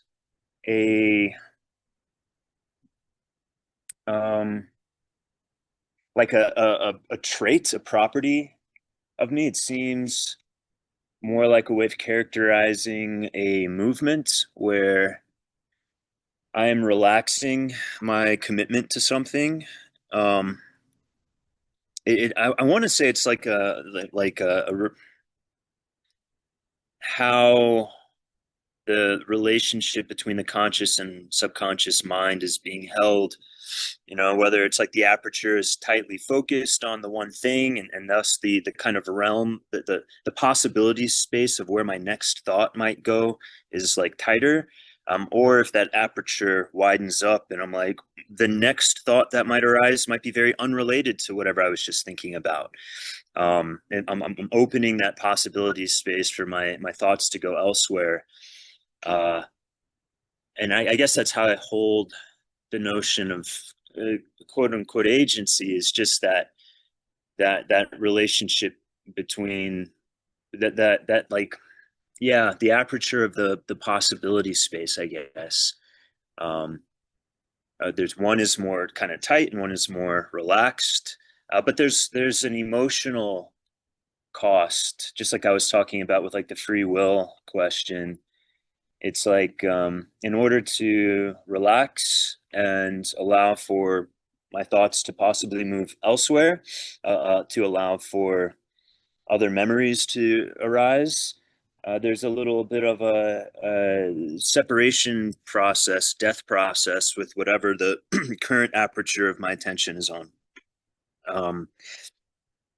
And one thing I had here is like philosophy as gambling, because I feel like the one thought I had was that when we're like engaging with, actually I should use the word theorizing more than philosophy. I want to say, even pedantic thing there, but when I'm theorizing, when I'm thinking, when I'm building structures of thoughts and meaning, I don't know where I'm going to end up per se. Like I have a question, I have an intuition, I might have whatever, some type of motivation, but will I hit pay dirt? Will I come out the other side of that process with some insights? Maybe, maybe not. It's so I don't know. That's just something that struck me is just the gambling of life and how we invest our energy, and all of it involves some risk, no matter how seemingly like orderly or grounded our motivations, or even if we're dealing with like really deep abstractions where it seems like it'd be hard to kind of escape like a how to say it, even where it seems like you must kind of know what you're getting at and why you're getting at it. I don't think we do. I think we're to some sense it's all serious play, I guess. What else did I have? Blah blah blah. Oh yeah, the an interesting thing about memory is like when I was spending a lot of time meditating and spending a lot of time around other people who were meditating, a lot of people who were in like persistent, unified consciousness states, very high positive psychological affect, very kind of in the present moment at all times, not thinking, they would, one of the costs of that was that they were like, would forget stuff, forget engagements that they had, agreements they had. They increasingly relied on like post-it notes and phone reminders. So I think that it's when we talk about getting like lost in thoughts, when we talk about being more involved in the present moment or less involved in the present moment, there's like a lot of different pros and cons there, I guess, is all I'm getting at. Like there's and you think about like some of the yogis who are like, borderline in trance states all the time, and they literally need people to bring them food and wipe their ass and bathe them. There's, anyways, I guess there can be a temptation to like glorify these divine transcendent states of consciousness as like somehow always better equipping you to face life, but really no, it's just like it's just a different state of consciousness, and um, it's going to have its affordances and its limitations. I got too many things. Let me pick one last one of all these notes.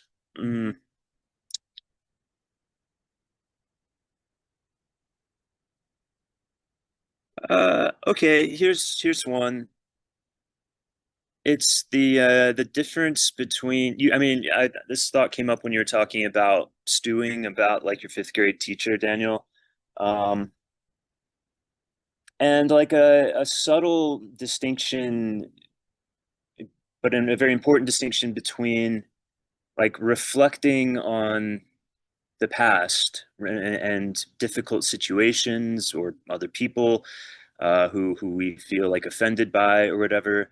You know, certainly we've probably all had the experience of that stewing and just the like, I don't know.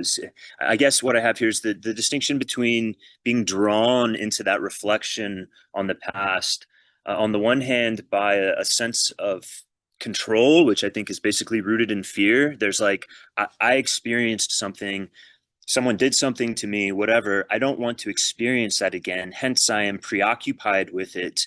And I'm trying to, what could I have said to that person that would have made them not do that? Or, what might I say to them tomorrow, or how can I justify not being around them, or whatever it might be, right? Basically the motivation is I want to avoid something happening in the future that I didn't like that happened yesterday. But I've also had incredibly positive experiences when I've reflected. I mean, basically therapeutic experiences. So I'm not saying anything crazy here, but even without a therapist, like when I move into that space of reflection on some grievance I might have had, when I'm like taking the artist's approach to it, when I am drawn by love to like connect with someone, like I want to know how I can still feel connected to someone despite the grievance. Then I can have like really positive outcomes, and it's worth getting lost in those thoughts because I'm basically like it's a self-therapeutic process, and I'm discovering truths. I'm letting go of fears, not to say that I'm not going to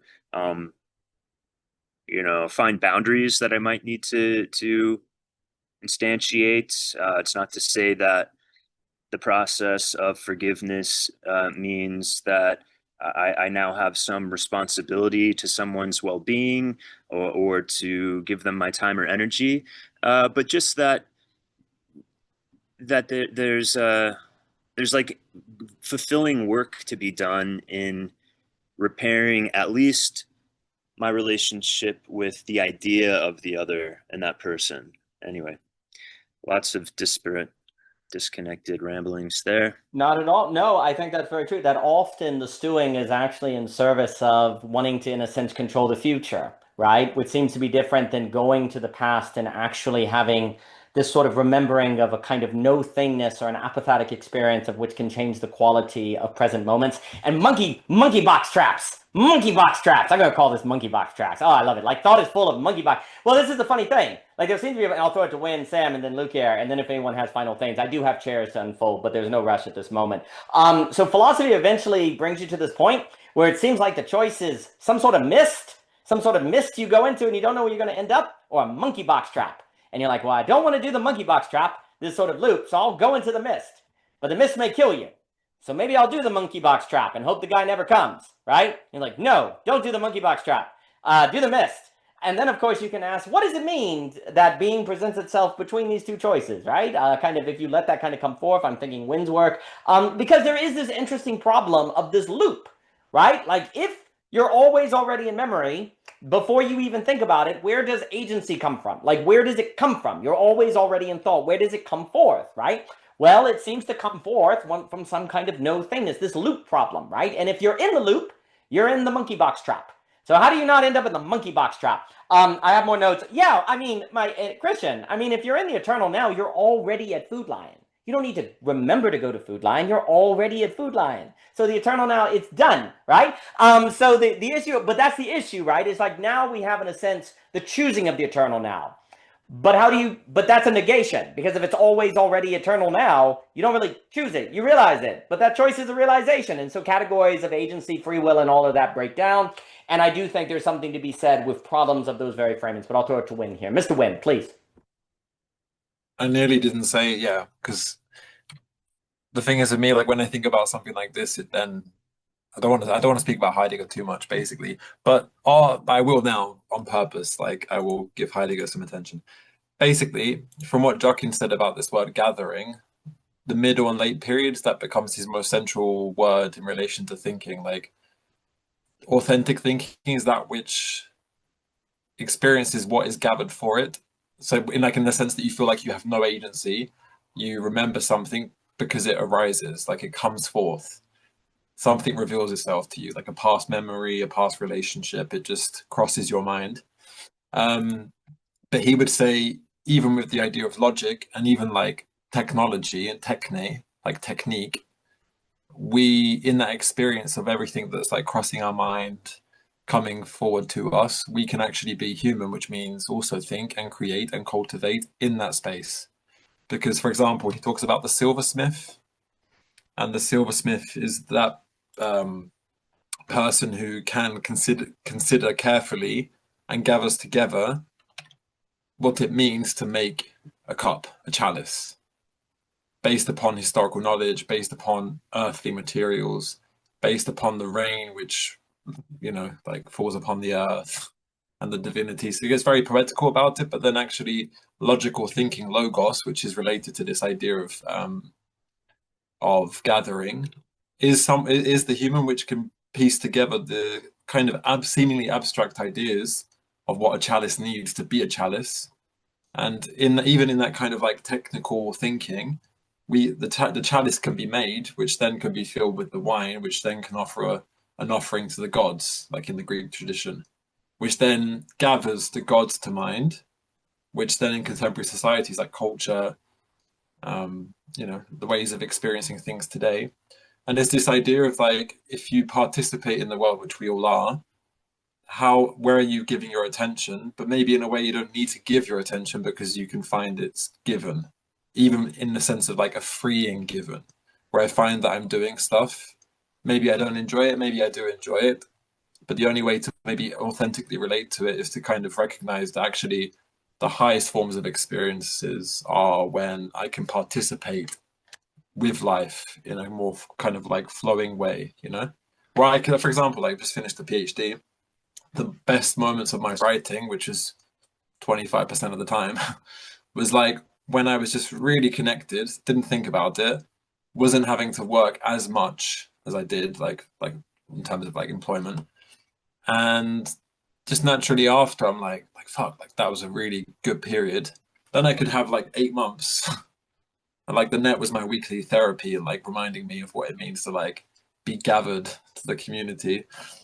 Like, and then there was like a few hours of like, yeah, okay, let's do this. Then I'd have a good few days and stuff. So it's like the question of what does it mean to be authentically relating to writing or to anything?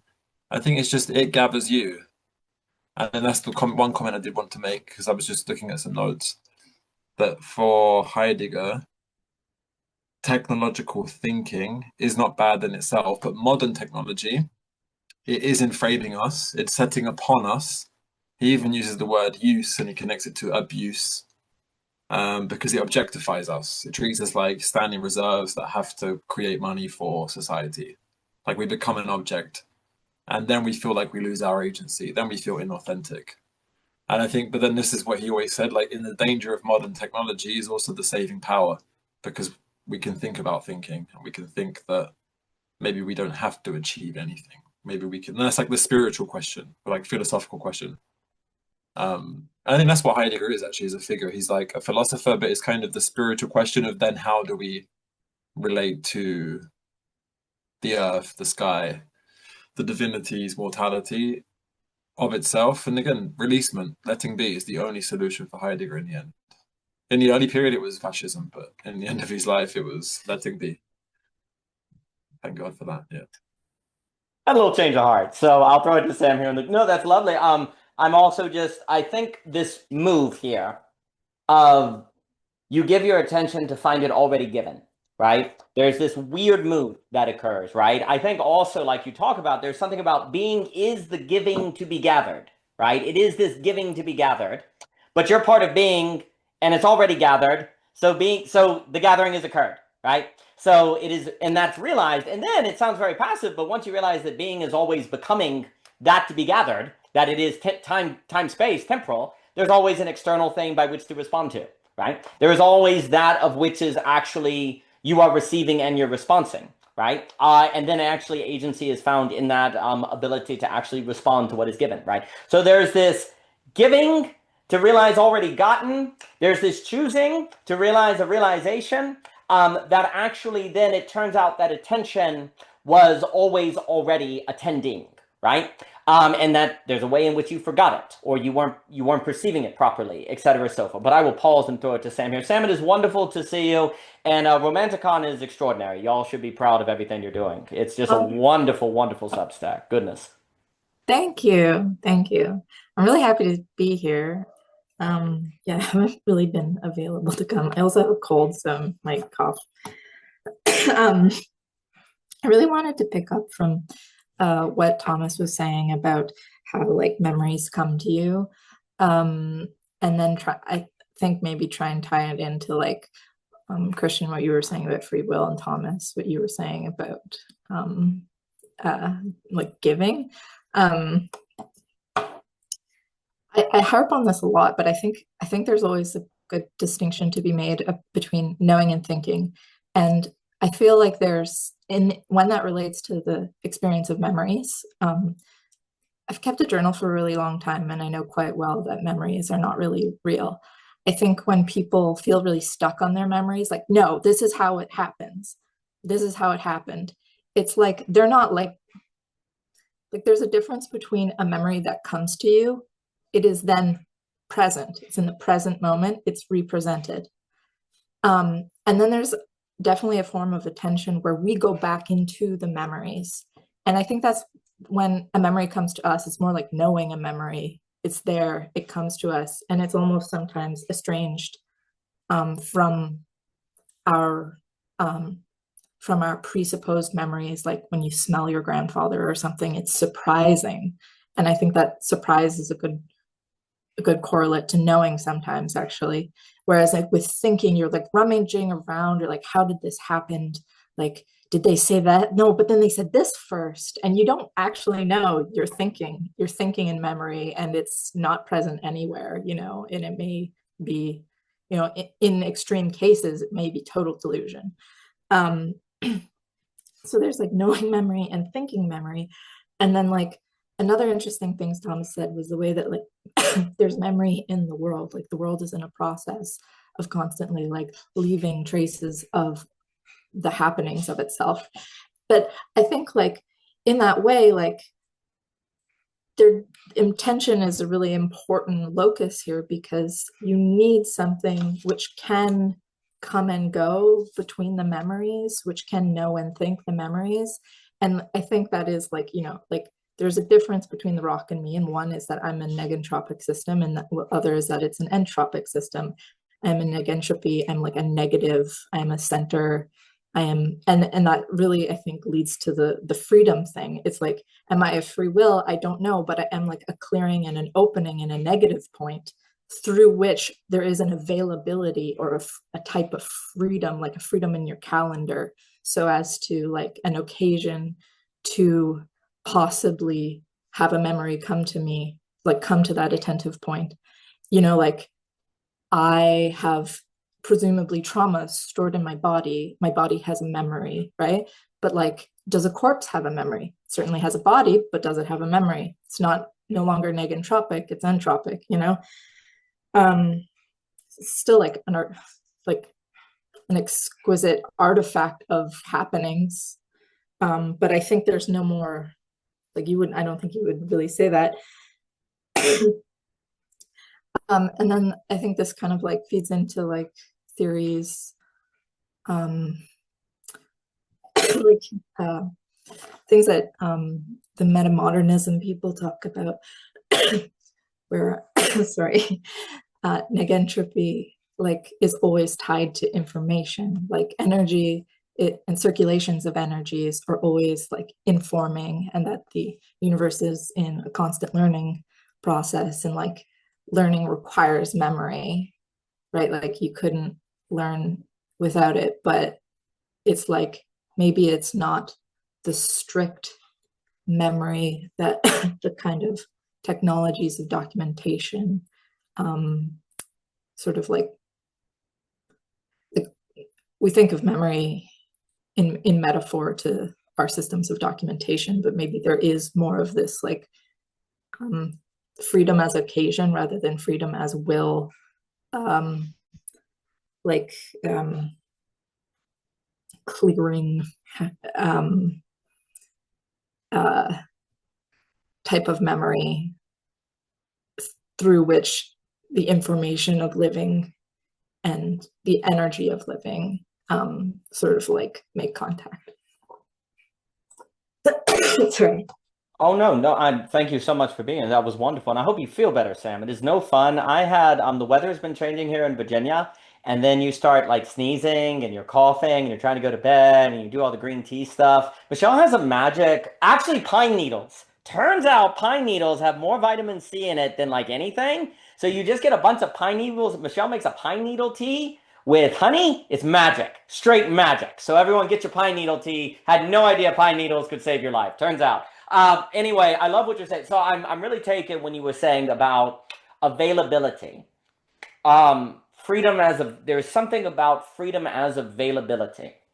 To receive, there's a clearing there, and I'm wondering the relation now between attention and availability, where actually maybe the problem is attention gets pulled into things to make us unavailable versus we use attention in a manner to keep our availability, right? Because it also, like, you know, I know I keep mentioning the memory pattern, then I'll throw it to Luke here, and then if anyone has final things before I run out. And I have about 5 more weeks of the wedding blitz season, so we'll see if we get through. So hopefully, but we'll see. But, you know, very often when people talk about the memory palace, it's seen as kind of a way to ace your tests from Augustine or whatever. Like you see these rooms and you imagine yourself going into these rooms and you keep your test for this class over there and another. And it can be really useful like that. But I'm always taken by the way, as I understand Augustine's thinking about it, which is, you know, where everything is located actually precisely to find kind of an apophatic point. Like where you can actually enter into a room where you don't know it's there because you know everything is in other rooms, and yet there's still one room left. Like there's a kind of process here of basically finding the room that is apophatic. The still point, as Eliot says, right? Like the clearing point, right? So yeah, the rooms are all around. It helps you remember. And apparently Augustine could write 5 books at the same time. He would be doing one book. And so obviously a hyper genius. But so the memory palace is great. But the memory palace also has this interesting idea of going into a place that, as you also pointed out, blurs the line between imagination and memory. Like I always think that is very important. Like if I were to remember my grandmother's living room, you'd say that's a memory. But now if I remember a pink elephant in grandma's living room, suddenly it's imagination. Well, wait a minute. It's the same mental image. I just added a pink elephant, right? Like we determine the difference. Like this is the point. We determine the difference between quote unquote memory and imagination relative reference to, like, we know that pink elephants don't exist in our world, right? So when we have a memory of a pink elephant, we say that's imagination. But that means internal to the mental image yourself, you can't tell the difference between memory and imagination. You have to refer to something outside the mental image and bring that in reference to the mental image to determine the difference between memory and imagination, right? And so the mental image itself has a kind of radical similarity unto itself relative to imagination and memory, right? And so for Augustine, this has some sort of quality of potential, of creative possibility that is imaginative, but also informed with the real. And that it's actually a kind of revelation of the apophatic, or dare I say, spirit potential of all phenomenon, that what we are able to do let me put it this way, we in memory can, in a memory of my grandmother's room, I, in a sense, in a heartbeat, can make it spiritual by remembering a pink elephant. I can make it imaginary. I can make it free. I can make it unbound, just like that, right? Could I do the same thing with the bookcase in front of me, right? Could I actually have an experience that actually is isomorphic to that? So I'll throw it to Luke and then to you, Christian, and then so Luke, please. So I think about that, but I love availability and attention seem to have some sort of relation. And we don't use our attention in service of availability. We actually use it to make us unavailable because we're busy and being pulled into things. So I love the word availability, but let me give it to Luke. Luke, please. Yes, no, just very quick, just tying into what you've said, and also something that Christian had mentioned as well as others around free will. I see the problem of free will not being free will, but how to sustain it, how to keep a direction moving, which requires a renewal of a movement in me, which then requires a memory, which then requires attention and intention to be able to keep that line despite everything else pulling me away. And so that for me becomes quite a practical question, because in my own experience, having the intention to pay attention is in one sense almost effortless. But to keep my attention requires a lot of effort. And that's when then things start to kind of dissipate and fall apart. So this renewal, I need to constantly return, knowing that it's all going to go to shit. I need to constantly return back to this place, whatever that is, in such a way as that I can then keep the initiative moving along. And that's just incredibly difficult to do amongst the foray of life. No, I think that's very good. Well, because that's right, because it's like availability is so hard because like slowing down, those go together, right? Like it's so hard because there's always reason to be in a hurry. There's always obligation, especially under the technological essence. You could always be marketing your business more. You could always be doing something else. So it's very difficult to keep yourself. And it's very interesting because you can't be free unless you're available, right? There's some weird thing where availability and freedom go together. If I'm not available, I'm not free, right? So that's odd. But then again, what's the difference between availability and captivation? Like if I'm captivated in beauty, then I'm not available, but I don't experience that lack of availability as a bad thing. I feel it as actually a sort of captivation, right? So there's something there about availability. Like perhaps the problem is attention determines if we use our availability for captivation or for being unavailable, right? And I do think it's very important, like Christian has pointed to, the free will language has a kind of monkey box trap to it, instead of this kind of movement question, this sort of orientation question, this kind of, but the question then becomes, given the problem of all these loops, how does one actually meaningfully impact the orientation or the directionality or the movement, right? It is very interesting, I think, when you talk about keeping, sustaining. I do think it's more on that side because we tend to locate freedom and do I have the choice between ice cream or vanilla?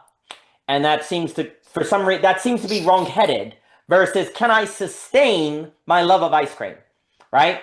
Because actually the more it gets boring, you don't like it so much, you had it last week, it's really hard to sustain the joy of ice cream. And there's actually something about the work of sustaining the joy of ice cream that seems to thus be always available to the experience of ice cream, right? Because like if you can't sustain your joy of ice cream, then you cease to be available to it, right? Like you can't even make, and then you can't will to make, you can't say, I want to experience ice cream like I used to. It doesn't work like that. If you haven't been doing the work, you won't be available to it, right? So there's something you have to sustain to continue to make yourself available to the ice cream. But here's the interesting move then. The freedom is more on the side of the ability to experience the ice cream versus choosing between vanilla and chocolate, right? The freedom is maintaining the availability to the fullness of the experience, right? And what seems very interesting is it's precisely tied to this question of can you work in the metaxis between thinking and perceiving, which seems to require virtue, health, beauty, etc., so forth. That seems to be tied to the possibility of conditioning yourself to keep yourself available to the experience of the other, of the ice cream, which is more of a sustaining activity. But then it just turns out that sustaining is like the hardest work ever. Turns out it's really freaking hard to sustain the world. Pretty easy to go back to an old world, pretty easy to go to a new world, real hard to sustain the world that's present, right? It's easy to imagine the past, easy to imagine the future, but that's also when memory and imagination are in service of abstractions versus being used to help bring forth reality in a manner of its fullness of which I am available to. And that seems to be the real work and really difficult, but I love that. I'll give it to Christian here, but that emphasis on sustaining, and then it seems like sustaining is tied to avoiding monkey traps, monkey box traps. I'm going to say that all the time now. Oh, I love it. Monkey box traps. That sustaining is tied to, but let me throw it to Christian here, please. And then final thoughts, anyone. Christian. Yeah, it strikes me that the technology is doing a lot of our sustaining for us, and the muscle, and I think that ability to sustain, I mean, why would you have it versus not have it? At least in my experience, it seems like it's a kind of like a muscle that can get stronger or weaker. Coming back to playing chess recently and just like how sloppy I am compared to how I used to be. I'm really chalking it up to spending too much time on devices where I'm not practicing sustaining my attention. I just have to do this, whatever. And it's such a simple thing, but I'm like, my brain is failing to remember that piece can do that anyways. But like, when we ask the question, why would I not want to just infinitely scroll through my device, infinitely scroll through my memories, and why would I want to reorient myself to anything else and be more or less kind of caught in something that doesn't feel intrinsic to me? I think there's, in the moments where we do feel that draw to like, all right, I want to get off of that path. I want to get out of the monkey box. I want to be intentional about something. You know, something is calling to us, and it's rooted, at least in part, in our memory. And I want to say that we experience a joy when we feel integrated, when our memories, and our beliefs and all of that, our feelings, our body, our present experience, what our mind is doing, when there's a coherence between all of it. That's like an enjoyable feeling. There's a feeling of ease, and I think that we feel more ready to be surprised, right? And we like being surprised. And the more coherence we feel in our whole, world system, the more we feel like we can take surprise without being overwhelmed by surprise. And that's great. I mean, that's part of, like, I think why we enjoy being alive, is because we want to be surprised. And so then it seems that finding that coherence is the work, and yet we need to be able to let go of coherence in order to encounter the new, but then we have to do the work of integrating that into coherence. But once we let our world system become so incoherent that it's like, the messy room that you failed to clean up, and it's just, the task becomes harder and harder exponentially, or it seems harder and harder exponentially, then the encountering of the new becomes the addiction, where it's easier to let the technology do the sustaining of my little mini world, because otherwise I have to face the hard work of finding coherence. And it's like, there's let me just hang out in this, like, mini coherence. But that, it's not that it's bad, again, because look, we like stories, we like going to the cinema. I don't think there's anything wrong with forgetting about our greater context and temporarily assuming, an imaginary limited context. The question is, is it an addiction? Is it something where it's not that those smaller contexts are simply occasions for discovery, but actually distractions from stuff that we work that some part of us knows we need to do, but we perhaps feel unequipped to do. And last thought is that, that's why we need help sometimes, because sometimes we really just aren't equipped to do that work. And it's really helpful to have someone to get, with some jumper cables, who's like, yeah, let me give you a jump start and get your engine running again. And yeah, it's the terror of relying on other people. Magnificent. No, thank you all. I've enjoyed that immensely, and forgive me for having to run again. I'm almost out of the season. No, well, it's very interesting, because on what attention is, it seems to be something like the means of the human work, like the means of the work that is humanness. And that what's very interesting is that then attention and then the human work is more of a sustainability than it is a choosing something new. Almost, it is a sustaining something that then will unfold into newness because it is sustained.